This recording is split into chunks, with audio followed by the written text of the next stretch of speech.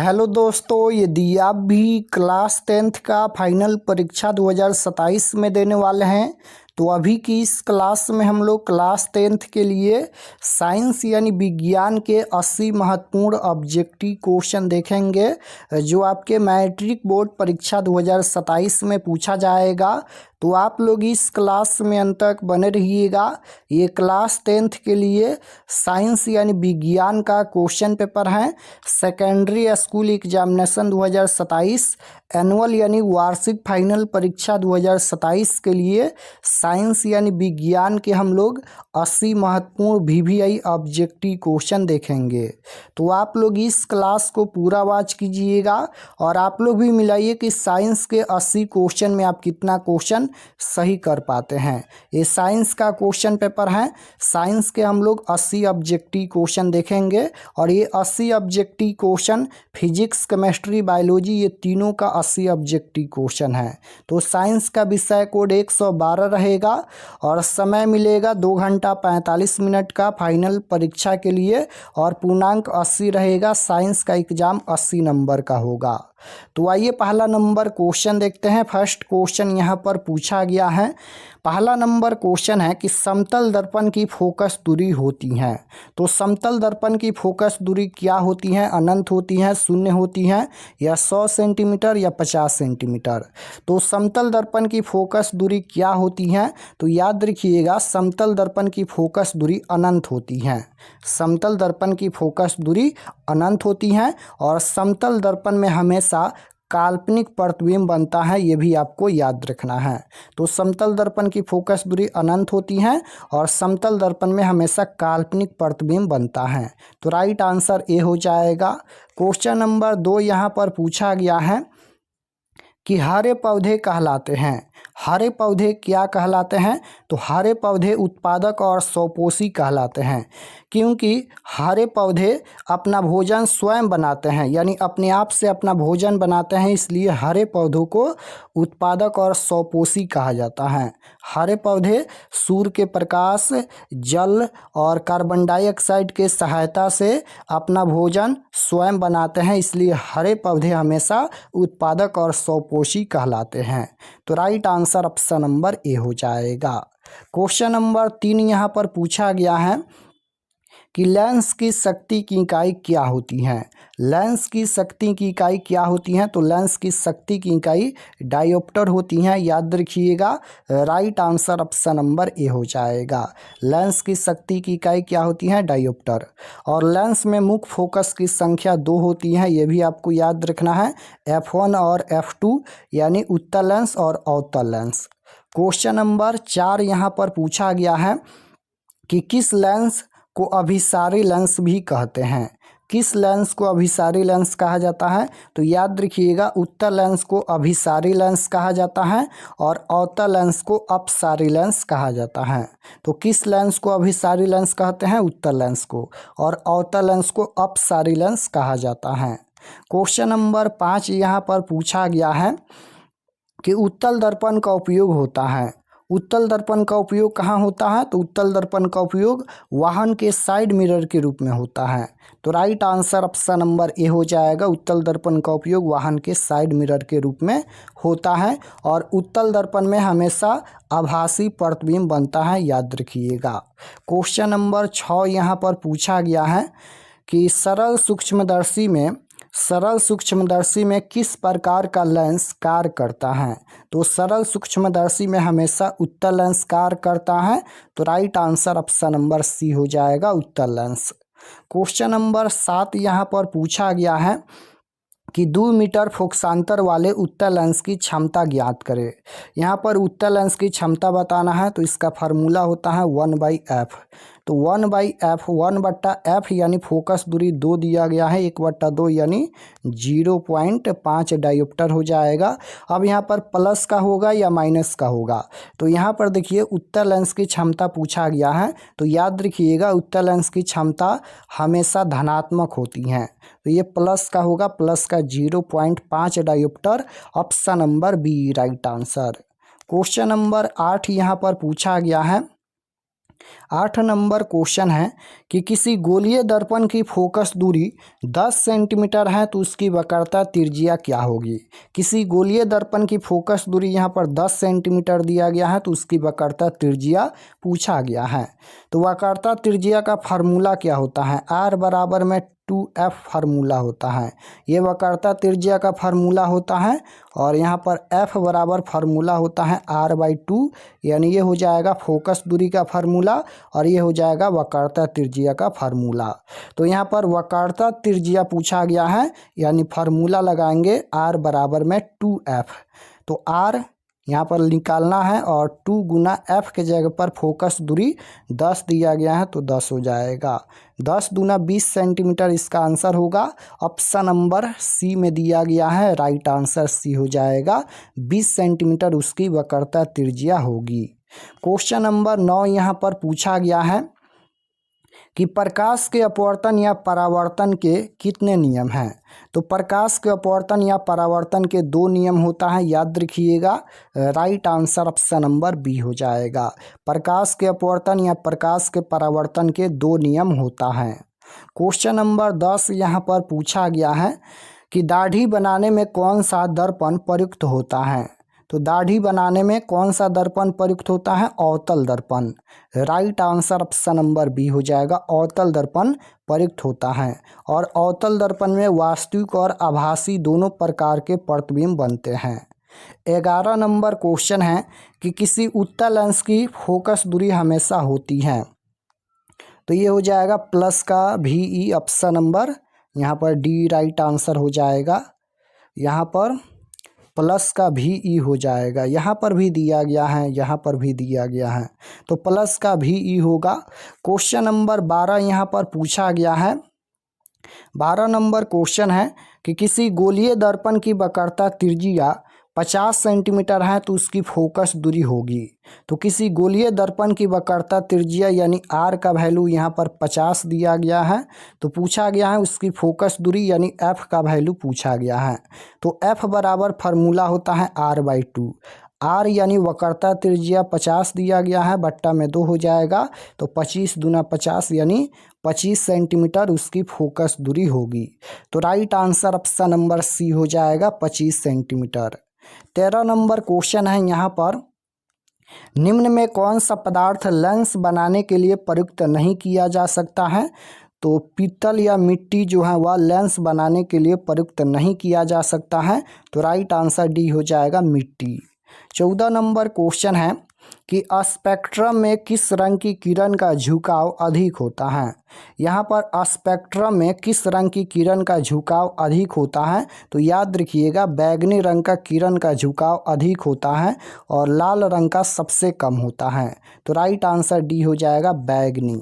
Question number 15 यहाँ पर पूछा गया है कि तैलीय कागज होता है। तो तैलीय कागज ये परिभाषक होता है, राइट आंसर सी हो जाएगा। 16 नंबर क्वेश्चन है कि स्नेल के नियम का गणितीय रूप कौन सा है। स्नेल का नियम का गणितीय रूप पूछा गया है तो म्यू बराबर फार्मूला होता है sine I by sine R होता है, sine I by sine R. तो ऑप्शन नंबर ए में दिया गया है sine I by sine R हो जाएगा। क्वेश्चन नंबर 17 यहाँ पर पूछा गया है कि किसी कोलाइडी विलयन में निलंबित कणों से प्रकाश के प्रकीर्णन को क्या कहा जाता है। तो टिंडल प्रभाव कहा जाता है, याद रखिएगा। राइट आंसर सी हो जाएगा, टिंडल प्रभाव। 18 नंबर क्वेश्चन है यहाँ पर कि स्पेक्ट्रम प्राप्त करने के लिए किसका उपयोग होता है। तो स्पेक्ट्रम प्राप्त करने के लिए प्रिज्म का उपयोग होता है, right answer option number D हो जाएगा। स्पेक्ट्रम प्राप्त करने के लिए किसका उपयोग होता है, तो प्रिज्म का उपयोग होता है। क्वेश्चन नंबर 19 है कि किसी माध्यम के अपवर्तनांक का मान होता है। तो किसी माध्यम का अपवर्तनांक का मान क्या होता है, तो sine I by sine R होता है, sine I by sine R option number A में दिया गया है, right answer option number A हो जाएगा। 20 नंबर क्वेश्चन यहाँ पर पूछा गया है कि अवतल लेंस का आवर्धन m बराबर क्या होता है। तो अवतल लेंस का आवर्धन होता है v बट्टा में म्यू, v बट्टा में म्यू ऑप्शन नंबर डी में दिया गया है, राइट आंसर डी हो जाएगा। क्वेश्चन नंबर 21 पूछा गया है कि दृश्य प्रकाश में किस वर्ण का तरंगदैर्घ्य अधिक होता है। तो दृश्य प्रकाश में किस वर्ण यानी किस रंग का तरंगदैर्घ्य सबसे अधिक होता है। तो तरंगदैर्घ्य पूछा गया है, याद रखिएगा लाल रंग का तरंगदैर्घ्य सबसे अधिक होता है और बैगनी रंग का तरंगदैर्घ्य सबसे कम होता है। तो राइट आंसर ऑप्शन नंबर यहाँ पर बी हो जाएगा, लाल रंग का तरंगदैर्घ्य सबसे अधिक होता है। क्वेश्चन नंबर 22 पूछा गया है कि साइड मिरर के रूप में प्रयुक्त होता है। तो साइड मिरर के रूप में उत्तल दर्पण प्रयुक्त होता है और दाढ़ी बनाने में अवतल दर्पण प्रयुक्त होता है। तो right answer option number B हो जाएगा, उत्तल दर्पण। क्वेश्चन नंबर 23 यहाँ पर पूछा गया है कि इंद्रधनुष का बनना किस परिघटना पर आधारित है। तो इंद्रधनुष का बनना किस परिघटना पर आधारित है। तो प्रकाश का बाण विक्षेपण पर यह आधारित है। प्रकाश के बाण विक्षेपण के कारण इंद्रधनुष बनता है। तो right answer option number C हो जाएगा, प्रकाश का बाण विक्षेपण। क्वेश्चन नंबर 24 पूछा गया है, निम्नलिखित में कौन उभयलिंगी है। तो उभयलिंगी जंतु कौन है। तो उभयलिंगी यहाँ पर केंचुआ हो जाएगा, ऑप्शन नंबर ए राइट आंसर होगा, केंचुआ। 25 नंबर क्वेश्चन है कि हमारा शरीर का पीएच मान, हमारा शरीर किस पीएच परास के बीच कार्य करता है, यानी हमारा शरीर कितने पीएच पर कार्य करता है। तो ये 7.0 से 7.8 के बीच कार्य करता है। तो right answer option number D हो जाएगा। क्वेश्चन नंबर 26 यहाँ पर पूछा गया है कि मेंडल ने अपने प्रयोगों के लिए किस पौधे का चुना था, यानी किस पौधे का चयन किया था। तो साधारण मटर का चयन किया था। Right answer option number D हो जाएगा, मटर। क्वेश्चन नंबर 27 पूछा गया है, अमीबा अपना भोजन कैसे पकड़ता है। तो अमीबा अपना भोजन कूटपाद द्वारा पकड़ता है। राइट आंसर सी हो जाएगा, कूटपाद द्वारा। क्वेश्चन नंबर 28 है कि कौन सा एंजाइम वसा पर क्रिया करता है। कौन सा एंजाइम है जो वसा पर क्रिया करता है। तो वह लाइपेज है। Right answer option number C हो जाएगा, लाइपेज। 29 नंबर क्वेश्चन है कि किस प्रकार के शोषण से अधिक ऊर्जा मुक्त होती है। किस प्रकार के शोषण से अधिक ऊर्जा मुक्त होती है। तो वायवीय शोषण से अधिक ऊर्जा निकलती है। तो राइट आंसर ए हो जाएगा, वायवीय शोषण। 30 नंबर क्वेश्चन है, मछली का शोषणांग यानी मछली का श्वसन अंग पूछा गया है। तो मछली का श्वसन अंग गिल्स होता है। Right answer option number B हो जाएगा, गिल्स। क्वेश्चन नंबर 31 पूछा गया है, निम्नलिखित में किस धातु को चाकू से आसानी से काटा जा सकता है। तो किस धातु को चाकू से सरलता से काटा जा सकता है। तो याद रखिएगा सोडियम और लिथियम को चाकू से आसानी से काटा जा सकता है क्योंकि ये मुलायम होते हैं। तो यहाँ पर एल्युमिनियम नहीं होगा, सोडियम ऑप्शन नंबर बी में दिया गया है। राइट आंसर बी हो जाएगा, सोडियम धातु। क्वेश्चन नंबर 32 पूछा गया है, यहाँ पर निम्नलिखित में कौन गैस चूने के पानी को दूधिया कर देता है। तो ये हो जाएगा ऑप्शन नंबर सी हो जाएगा, CO2 carbon dioxide. Question number 33 है कि टार्टरिक अम्ल निम्नलिखित में से पाया जाता है, किस में पाया जाता है। तो टार्टरिक अम्ल इमली में पाया जाता है। राइट आंसर डी हो जाएगा, इमली में। क्वेश्चन नंबर 34 पूछा गया है यहाँ पर कि जिंक तथा सल्फ्यूरिक अम्ल के बीच अभिक्रिया से निम्नलिखित में कौन सी गैस निकलती है। तो जिंक तथा सल्फ्यूरिक अम्ल के बीच जो अब अभिक्रिया होती है तो कौन सी गैस निकलती हैं। तो H2 यानी हाइड्रोजन गैस मुक्त होती है। राइट आंसर सी हो जाएगा, हाइड्रोजन गैस मुक्त होती है। क्वेश्चन नंबर 35 पूछा गया है कि वैद्युत प्रतिरोधकता का एसआई मात्रक। तो वैद्युत प्रतिरोध पूछे या प्रतिरोधकता का मात्रक पूछे। यहाँ पर वैद्युत प्रतिरोधकता का मात्रक पूछा गया है तो ओम मीटर हो जाएगा। प्रतिरोध का मात्रक ओम होता है लेकिन ये वैद्युत प्रतिरोधकता पूछा गया है तो ओम मीटर हो जाएगा। Right answer option number D. Question number 36 पूछा गया है निम्नलिखित में कौन विद्युत का सबसे अच्छा चालक है? तो विद्युत का सबसे अच्छा चालक चांदी होता है। Right answer option number A हो जाएगा चांदी। 37 नंबर क्वेश्चन है, विद्युत धारा के चुंबकीय प्रभाव की खोज किसने किया था? तो विद्युत धारा के चुंबकीय प्रभाव की खोज पूछा गया है, तो स्टेट ने किया था। राइट आंसर बी हो जाएगा।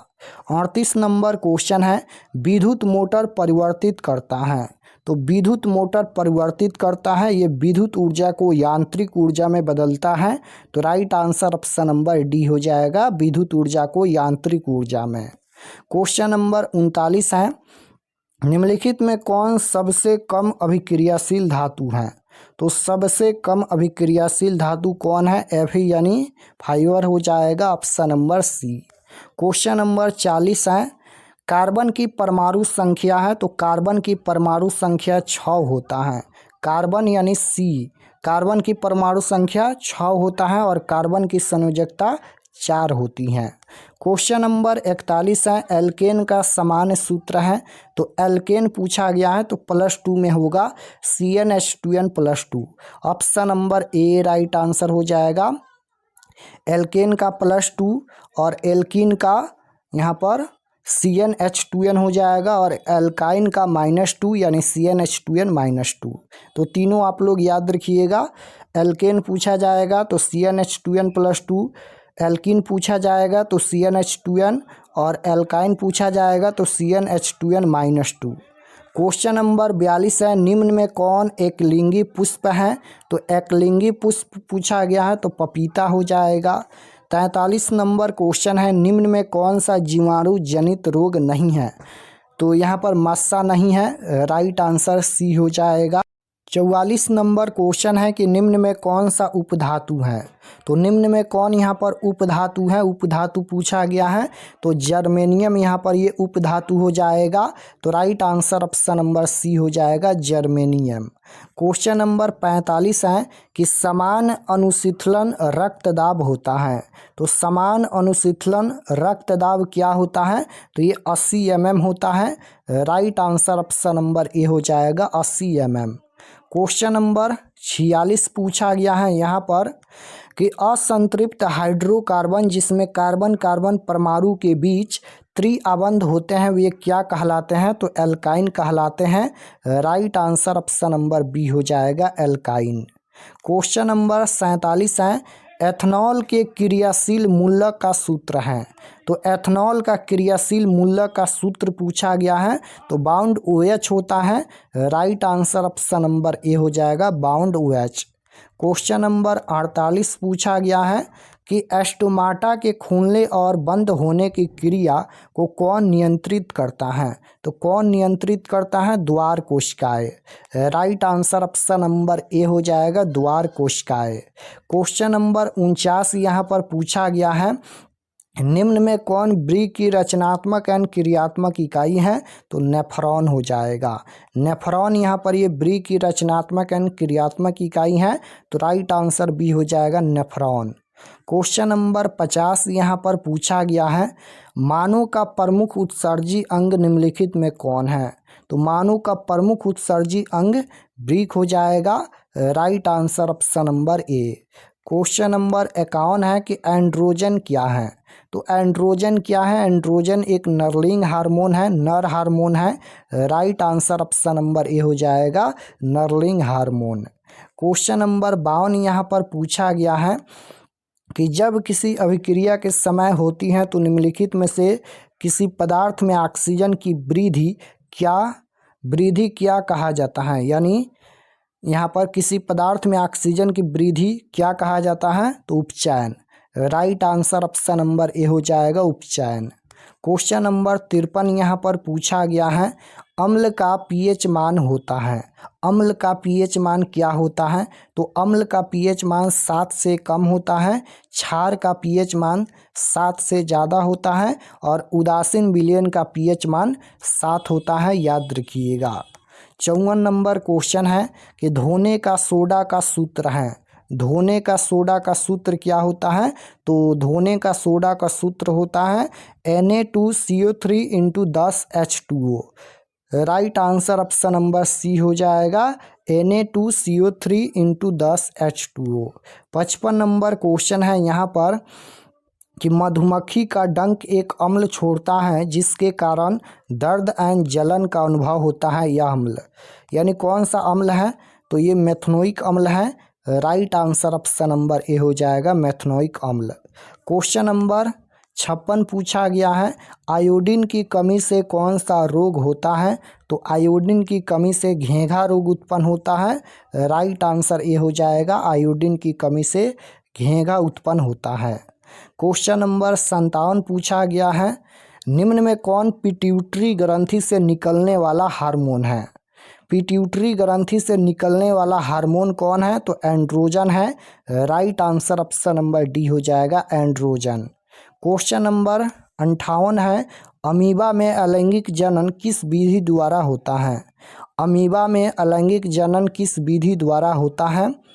द्विखंडन द्वारा होता है। राइट आंसर बी हो जाएगा द्विखंडन।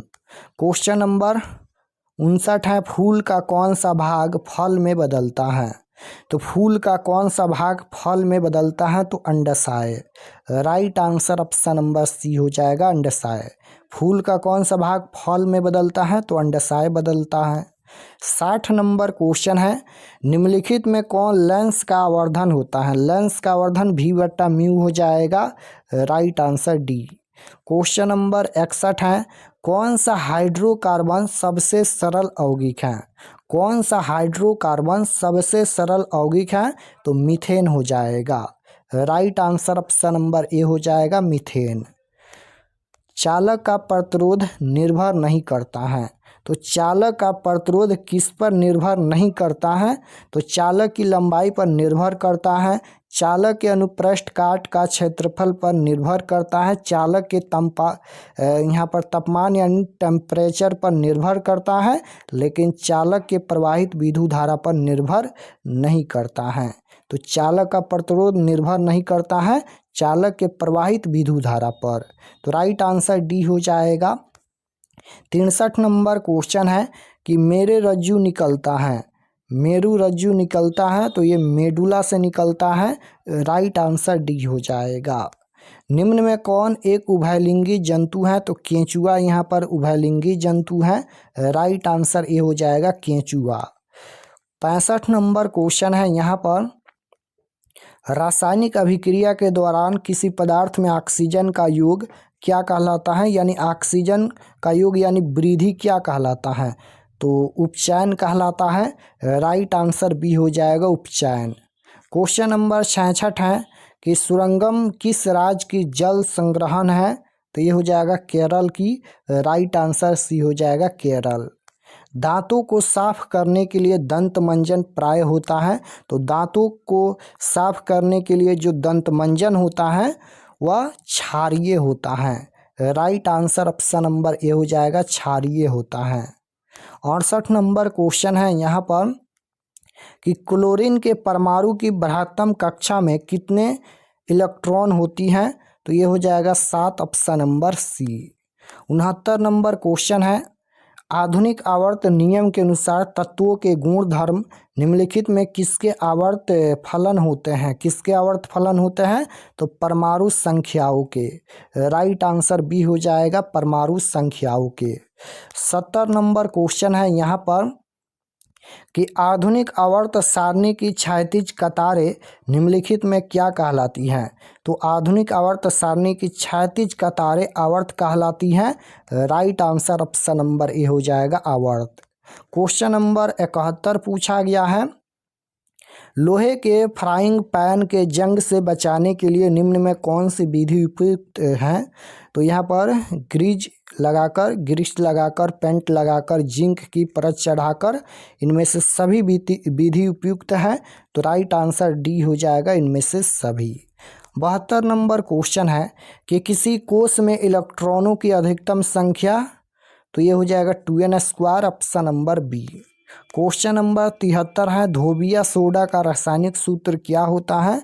तो धोबिया सोडा का रासायनिक सूत्र होता है Na2CO3 into 10H2O। 74 number question है, निम्नलिखित में कौन अधातु है? तो अधातु पूछा गया है तो पी हो जाएगा यहाँ पर, यानी फास्फोरस हो जाएगा। क्वेश्चन नंबर 75 है, कैल्शियम की परमाणु संख्या 20 होता है, right answer C. Question number 76 है, मेंडलीव की आवर्त सारणी में वर्गों की संख्या 8 होता है, राइट आंसर सी हो जाएगा। जिप्सम का रासायनिक सूत्र, जिप्सम का रासायनिक सूत्र CaSO4 × 2H2O होता है, right answer D. Question number 78 है, बोरोन का परमाणु भार क्या होता है, तो 11, option number B. Question number 79 है यहाँ पर कि कैलामाइन निम्नलिखित में किस धातु का अयस्क है, तो जिंक यानी Zn का अयस्क है, राइट आंसर ए हो जाएगा। अमोनिया के एक अणु में नाइट्रोजन एंड हाइड्रोजन के परमाणुओं का अनुपात 1:3 होता है, राइट आंसर बी। तो यहाँ पर हम लोग साइंस यानी विज्ञान के 80 ऑब्जेक्टिव क्वेश्चन देखे हैं। आप लोग कमेंट में बताइए कि आपका कितना क्वेश्चन सही हुआ, और अगर आप लोग चैनल पर नए होंगे तो चैनल को ज़रूर सब्सक्राइब कर लेना, ताकि आने वाले नेक्स्ट क्लास आपके पास ज़रूर पहुँचे। तो मिलते हैं नेक्स्ट क्लास में, तब तक अपना स्टडी कीजिए। आप सभी को धन्यवाद।